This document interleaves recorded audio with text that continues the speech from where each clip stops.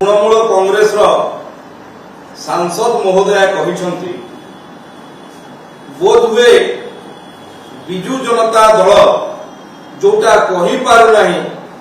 नुआ नुआ बहीवा बहु द्वारा बोधे कहूँ विजु जनता दल अनेक अनैतिक कार्य होता अनेक जोटा नियम मुताबक काम हवा कथा गृह विभाग आदेश अनुसार काम हवा कथा भारत सरकार निर्देश अनुसार भारत सार्वभौमत्व को रक्षा करने काम हवा कथा से काम हो नथिला तो एबे होची एवं जो लोक मानक भी झारसुगुड़ा जिले में जोटा डिटेन कराई तांको वेरिफिकेशन करा जाउची जे वास्तव रे से मानकर कोनोसी प्रमाण पत्र अछि ना नाही एवं जो मानकर प्रमाण पत्र अछि से मानको छाड़ी दिया जाउची एवं ताकू नेकी को थाना रे रखाइनी ताकू गोटे महाविद्यालय रे सम्मानजनक भाव में रखाई एवं जो माने कोनोसी कागज पत्र देखै परिबे नाही भारतर आईन मुताबक तांको ऊपर कार्यानुष्ठान मध्य नियाजिबो जो कार्यानुष्ठान नीति निर्धारण है से अनुसार करा जिवो तेणु भारतर सार्वभौमत्व पई भारत गोटिए देश जोठी बाहर लोक आसिक एठी असामाजिक काम अनेक जगह रे क्रिमिनल एक्टिविटी रे जो मानकर शामिल रही से भलिया लोक को कोनोसी प्रश्रय दिया जिवो नाही आ जो माने धमक जोचंती से माने स्पष्ट करंतु जे भारत ऊपर भारतीयता ऊपर तांकर विश्वास अछि कि नाही एवं जो दलर कथा कहि से कथा कहिसंती से दल मध्ये तांकर स्टैंड क्लियर कथा करबा कथा जे तांकर जे नुआ नुआ बहु होइसंती से नुआ बहु जो चिंता प्रकट करसंती तांकर दलर रेफरेंस देखि ए ऊपर से दलर स्टैंड कोन जे वास्तव रे जो माने विदेशी नागरिक बांग्लादेशी जो माने एठी रहिबा कथा ना एठी जीवा कथा से दल भी ताकू स्पष्ट करिया कथा ओडिसा वासी को सामने आउटे से चेतावनी देइछन्ती जे बंगर अधिक जो अछन्ती पर्यटक ओडिसा जाउछन्ती ओडिसा अर्थनीति मध्ये तांको 50% तांको जदि अटका जाय ताले ओडिसा अर्थनीति अवस्था देखंतु प्रभु महाप्रभु जगन्नाथ विश्वर नियंता एवं तांकर दल एवं तांकर दलर नेत्री एभलिया गोटे अपचेष्टा किछि दिन पूर्व करि सारिछन्ती आ गोटे श्री मंदिर आ गोटे एटा श्री क्षेत्र कहिकी अपचेष्टा करि सारिछन्ती एवं रथ यात्रा रे एवं बाहुड़ा यात्रा रे तथा सुनाबेश रे आपण देखिले भक्तंकर किभली भाबे समागम होला एवं अधिक संख्या रे मध्य पश्चिम बंगर जते भक्त जे जगन्नाथ भक्त समस्त आछन्ती यांको कथा रे की अटकी जीवो प्रभु जगन्नाथ को नियंत्रण करिके छने ए होछि तांकर औद्धत्य कोनिया जे जिए कहउछन्ती जे प्रभु जगन्नाथ को हमें नियंत्रण करिबो बोली कोनोसी भारतर कोनोसी नागरिक को ओडिसा रे असुविधा करा जीवो नै से सुरक्षित एठी किंतु कोनोसी विदेशी नागरिक जे इलीगली बेनियम भाव रे ओडिसा रे रहउछन्ती तांकू मध्य जो आईन मुताबक जो कार्यानुष्ठान होवा कथा ताहा दृढ़ भाव रे नियाजिवो इथरे स्पष्ट थाउ किंतु मु बार आउ थरे कहि देबा पई चाहे जो दलर से रेफरेंस देखि कहिछन जे 24 वर्ष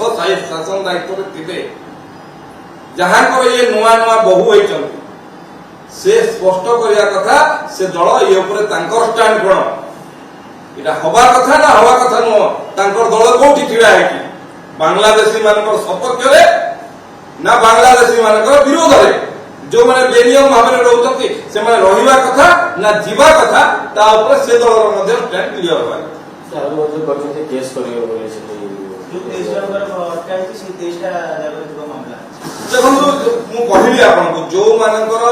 स्पष्ट भाव रे कागज पत्र अछि जो मानक पाखरे डॉक्यूमेंट अछि जो माने भारतीय नागरिक रो प्रमाण पत्र अछि से मानको छाडी दिया जे जहार प्रमाण पत्र नाही तांको ऊपर आईन मुताबिक जो कार्यानुष्ठान निया जीवो तेणी कि जे कोर्ट जाउछि जाउ जे जाउछि जाउ से डायरेक्ट केमि कहउतनी ताको निर्वाचन मंडल रो ताको एक परिचय पत्र अछि खा मु कहूछि आपण देखंतु प्रशासन पुलिस प्रशासन भारत सरकार गाइडलाइन अनुसार काम करूछि सेठी जो मानकर 450 जन आसले अनेक लोक सेठी बोलनी भी कागज पत्र देखे जहां पाखरे कागज पत्र नाही से माने रहिबे से मान को ऊपर आईन अनुसार जो कार्यानुष्ठान ग्रहण करा जेबा कथा करा जेबो जो मानकर कागज पत्र अछि जो मानकर पाखरे प्रमाण ଅଛି ଭାରତୀୟ ନାଗରିକତା ସେମାନେ ଆରାମରେ ରହିପାରିବେ, କୌଣସି ଅସୁବିଧା ନାହିଁ। ସେଠି ଏବେ କେତେ ଜଣଙ୍କର କାଗଜପତ୍ର ନଥିବା ଦେଖନ୍ତୁ ତା ଉପରେ ଏବେ ମୁଁ ଦେଖୁଥିଲି ଟ୍ୱିଟରେ ସ୍ପଷ୍ଟ ଭାବରେ ପୋଲିସ ଅଧିକାରୀ, ବରିଷ୍ଠ ପୋଲିସ ଅଧିକାରୀ ମାନେ ଦେଇଛନ୍ତି ତଥ୍ୟ ଏବଂ ସେ ପୋଲିସ ପ୍ରଶାସନ ତା ତଥ୍ୟ ରଖିବ କେତେ ଜଣଙ୍କର କାଗଜ ମିଳିଲା, କେତେ ଜଣଙ୍କର ପ୍ରମାଣପତ୍ର ମିଳିଲା, କେତେ ଜଣଙ୍କୁ ଛାଡିଯିବ। କିନ୍ତୁ ମୂଳ କଥା ହଉଛି ଯେ ଭାରତ ବର୍ଷରେ ଯୋଉମାନେ ବିଦେଶକୁ ଆସି ବିଶେଷ କରି ବାଂଲାଦେଶରୁ ଯୋଉମାନେ ଆସିବେ ବିନା କାଗଜ ପତ୍ରରେ ବିନା ଆଇନ ସବୁ ଉଲ୍ଲଂଘନ କରିକି ଏଠି ବର୍ଷ ବର୍ଷ ଧରି ରହିବେ କି? ମୂଳ କଥା ହଉଛି ସେଇଟା। ଏବଂ ଏଇଟା ଧର୍ମଶାଳା କି ଓଡିଶା ଧର୍ମଶାଳା, ଭାରତ ଧର୍ମଶାଳା କି ସେମାନଙ୍କ ପାଇଁ। ଏବଂ ତୃଣମୂଳ କଂଗ୍ରେସ ଏବଂ ବିଜୁ ଜନତା ଦଳ ଉଭୟ ଦଳ ସ୍ପଷ୍ଟ କରିବା କଥା ସେମାନେ ଭାରତ ବର୍ଷରେ ଭାରତୀୟ ମାନଙ୍କ ସାଙ୍ଗରେ ଅଛନ୍ତି ନା ନିଜର ଭୋଟ ବ୍ୟାଙ୍କ ପାଇଁ ବାଂଲାଦେଶୀ ମାନଙ୍କ ସାଙ୍ଗରେ ଅଛନ୍ତି, ଇଏ କଥା ଦୁଇ ଦଳ ସ୍ପଷ୍ଟ କରିବା। ଏ ସଂଖ୍ୟା ଏତିକିରେ ରହିବ ନା ଆହୁରି ଖୋଜା ହବ ସେଠି ବାଂଲାଦେଶୀ କମାଣ୍ଡର? ଦେଖନ୍ତୁ ଇଏ ଏକ ପ୍ରକ୍ରିୟା, ଇଏ ପ୍ରକ୍ରିୟାରେ ଯେତେ ଜଣ ଅଛନ୍ତି ସମସ୍ତଙ୍କୁ ଅଣାଯିବ, ଯାହାର ଯାହାର କାଗଜପତ୍ର ଥିବ, ପ୍ରମାଣପତ୍ର ଥିବ ଭାରତୀୟ ନାଗରିକ ତାଙ୍କୁ ସମ୍ମାନର ସହ ଛଡାଯିବ, ଯୋଉମାନଙ୍କର ନଥିବ ଆଇନ ଅନୁସାରେ କାର୍ଯ୍ୟାନୁଷ୍ଠାନ ନିଆଯିବ। ନାଇଁ ମହିଳା ଯୋଉ ଷ୍ଟେଟମେଣ୍ଟ ଦେଇଛନ୍ତି ତା ପଛରେ ତାର ହାତ ରହିଛି କି ଆପଣ ଭାବୁଛନ୍ତି? ଦେଖନ୍ତୁ ସେ ସ୍ପଷ୍ଟ ଭାବରେ ଗୋଟେ ଦଳର ନାଁ ନେଇଛନ୍ତି ଏବଂ ଯେ ଦଳ 24 ବର୍ଷ ଶାସନରେ ଥିଲାବେଳେ ଏଭଳିଆ କାମ ହଉନଥିଲା କହିଛନ୍ତି। ତେଣୁ ମୁଁ ଆପଣଙ୍କ ମାଧ୍ୟମରେ କହିବା ପାଇଁ ଚାହେଁ ସେ ଦଳ ସ୍ପଷ୍ଟୀକରଣ ରଖିବା ଦରକାର ଯେ ତାଙ୍କର ୟା ଉପରେ ଷ୍ଟାଣ୍ଡ କଣ, ଯେ ବାଂଲାଦେଶୀ ମାନେ ଭାରତ ବା ଓଡିଶାରେ ରହିବା କଥା, ଏ କାର୍ଯ୍ୟାନୁଷ୍ଠାନ ନେବା କଥା ନୁହଁ, କଣ ତାଙ୍କର ଷ୍ଟାଣ୍ଡ ରଖିବା କଥା। ଆମେ ତ ସ୍ପଷ୍ଟ ଭାବରେ କହୁଛୁ ଯୋଉମାନେ ଭାରତ ବର୍ଷର ନାଗରିକତାର ପ୍ରମାଣପତ୍ର ଅଛି ସେମାନଙ୍କୁ ଛଡାଯିବ, ଯୋଉମାନଙ୍କର ପ୍ରମାଣପତ୍ର ନାହିଁ ତାଙ୍କ ଉପରେ ଆଇନ ଅନୁସାରେ କାର୍ଯ୍ୟାନୁଷ୍ଠାନ ନିଆଯିବ। ତେଣୁ ଏବେ ବିଜୁ ଜନତା ଦଳ ସ୍ପଷ୍ଟ କରିବା କଥା ତାଙ୍କର ନୂଆ ବହୁ ଯୋଉ କଥା କହିଛନ୍ତି, ମୁଁ ଆଶଙ୍କା ପ୍ରକାଶ କରୁଛି ଯେ ଯୋଉଟା ସେମାନେ କହିପାରୁନାହାନ୍ତି ବହୁ ମୁହଁରୁ କହୁଛନ୍ତି କି